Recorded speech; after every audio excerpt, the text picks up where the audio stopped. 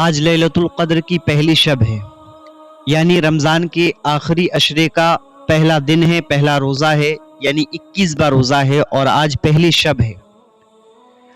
اور پہلی شب جس کے بارے میں اللہ رب العزت نے لیلۃ القدر کے بارے میں بے شمار اس کی فضیلتیں اور برکتیں ہمیں عطا کی ہیں۔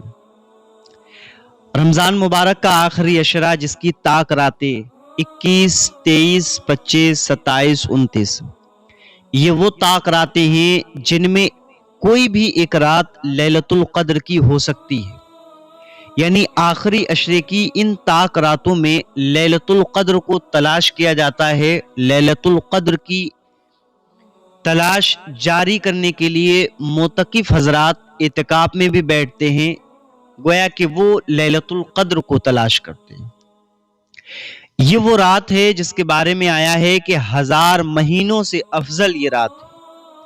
یہ وہ رات ہے کہ جس میں عبادت کرنے والا اگر عبادت کرتا ہے، نفل نماز ادا کرنے والا نفل نماز ادا کرتا ہے، قرآن کا پڑھنے والا قرآن پڑھتا ہے، اوراد و وظائف میں خود کو مشغول رکھنے والا مشغول رکھتا ہے، تو اللہ کے حبیب صلی اللہ تعالی علیہ وسلم نے بے شمار اس کے فضائل و مناقب بیان فرمائے ہیں۔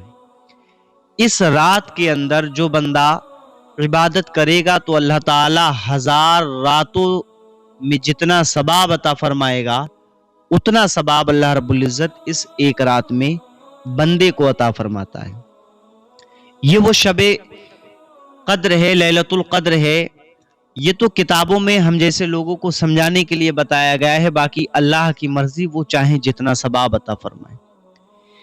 1000 مہینوں کو اگر جوڑا جائے تو 83 سال بنتے ہیں، یعنی ایک رات اگر کوئی عبادت کرتا ہے تو پھر جو ہے اس کو اس قدر ثواب اور فضیلت حاصل ہوتی ہے۔ اس کی کچھ خاص عبادتیں تو نہیں ہیں، لیکن اتنا ضرور سمجھ لیں کہ نماز عشاء پڑھنے کے بعد آپ جو ہے نماز فجر تک اپنا معمول بنائیں۔ آپ نے نماز عشاء پڑھی، عشاء کی نماز پڑھنے کے بعد 2-4 رکوع قرآن پاک کے تلاوت کر لیے، 4-6 نفل نماز پڑھ لی، کچھ دیر کے لیے آرام کی، سو گئے، تہجد کے لیے اٹھے، نماز تہجد پڑھی اور پھر نماز فجر ادا کر لی۔ تو یہ طاق راتیں جو ہیں، ان طاق راتوں میں، ان 5 راتوں میں آپ کو یہ کام کرنا ہے۔ انشاءاللہ تعالی جب یہ کام آپ کریں گے تب آپ کو اس کی خاص اور خصوصی رحمتیں، برکتیں، فضیلتیں حاصل ہو جائیں گی۔ اللہ کی بارگاہ میں دعائیں مانگیں، اللہ کی بارگاہ میں توبہ و استغفار کریں، رو رو کر اللہ کی بارگاہ میں دعا کریں، گناہوں سے معافی مانگیں۔ یہی وہ رات ہے جس میں اللہ رب العزت کے مقرر کردہ فرشتے زمین پر تشریف لاتے ہیں اور لوگوں سے مصافحہ کرتے ہیں۔ یہی وہ رات ہے جس میں اللہ کے فرشتے بندے مومن کو سلام کرنے کے لیے آتے ہیں۔ لوگوں کو چاہیے اس رات کی خصوصیت کے ساتھ عبادت کریں، اہتمام کریں۔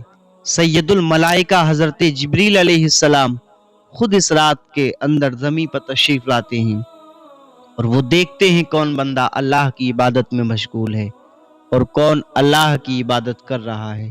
ہمیں اور آپ کو چاہیے یہ طاق راتیں جس کو میں نے بتایا 21، 23، 25، 27 اور 29، ان میں شب قدر کو تلاش کریں اور اپنے لیے اور اپنے گھر والوں کے لیے دعاؤں کا اہتمام کریں۔